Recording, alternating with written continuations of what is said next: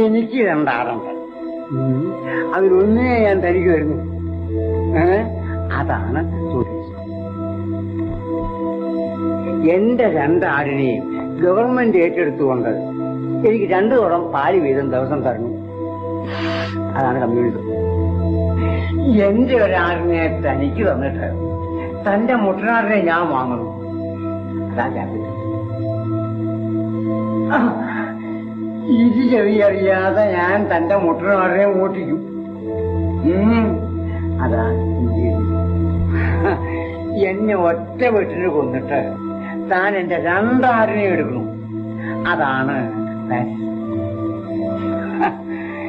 പാലിന്റെ വിലയുടെ നേരെ ഇരട്ടി തീറ്റക്കൂലി ആകുമ്പോ പട്ടിണി കിടന്ന് എല്ലും തോലുമായി എന്റെ ആടിനെ ഞാൻ ഇറച്ചി വരയ്ക്കും.